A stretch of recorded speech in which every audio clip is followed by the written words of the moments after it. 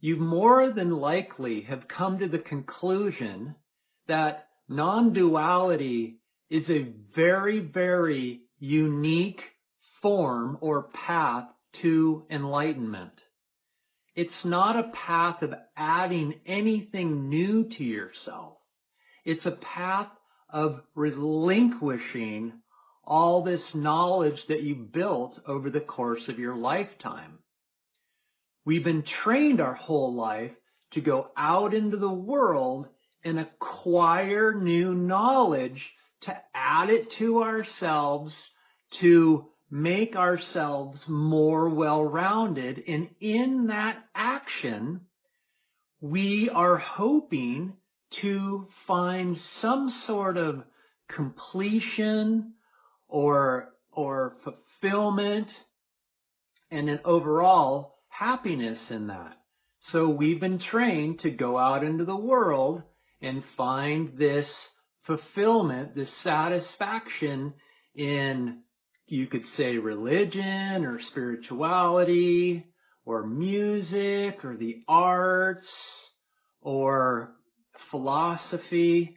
I mean, you know all of the different ways to acquire new talents and skill sets and knowledge. And what Advaita is saying is that you're relinquishing all of that knowledge that you've added to yourself, all of those so-called talents and beliefs and identities. You're relinquishing all of that. And that's what makes this so profound relative to all other paths to awakening. This way of Advaita is known as the path of jnana. Jnana is pure knowledge, and it's a new type of knowledge that we are theoretically unfamiliar with. Yet it's the most intimate experience that we are permanently have been experiencing our entire life. And this new knowledge of ourself is only experienced when you relinquish all of the conceptual knowledge, all of the identities that you've added onto yourself. So again, when you relinquish your identities, when you relinquish all of this knowledge, these talents, these skill sets, this understanding on how this world works, it's when you relinquish that is when you experience yourself. And that relinquishment is known as the path of jnana, the path back to the pure knowledge of yourself. And what is that knowledge? That's pure awareness. That is the one substance that is being experienced in all of totality. So you could say this relinquishing of conceptual and intellectual knowledge and identity is the first profound encountering of this ancient wisdom. The second aspect of Advaita is where it gets extremely profound and different from all other paths to enlightenment. And that is when you have the courage to actually transfigure yourself from a solid body, because you've taken yourself to be in here somewhere, your solid mass, you end here and everything else is other than here, and you transfigure back into the one substance of awareness. So you're transfiguring from a form into the formless.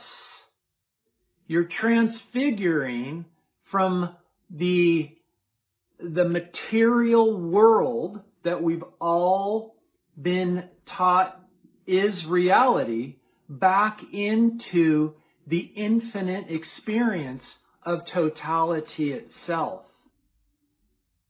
So this is true applied knowledge.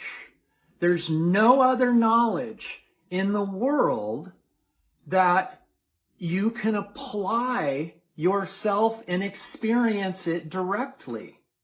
It's only in Advaita Vedanta or non-duality that you can utilize the pathless path of self-inquiry, which you turn your mind back onto its source, which is the infinite, and the longer you hold your attention back there, you will experience the infiniteness of yourself. And this is where true happiness abides. This is total contentment. This is total fulfillment, total satisfaction, in which peace is experienced as yourself. So these two aspects of Advaita are what set it apart from everything else. That it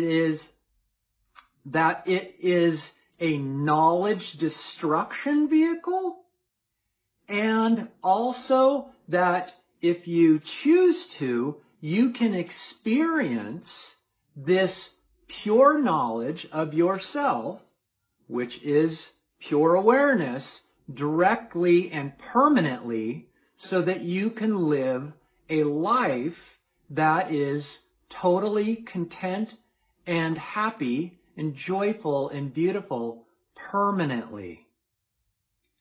Just a reminder, I do free one-on-one sessions to discuss with those who want to understand the path of jnana, which is Advaita Vedanta, and help attendees experience what bliss is.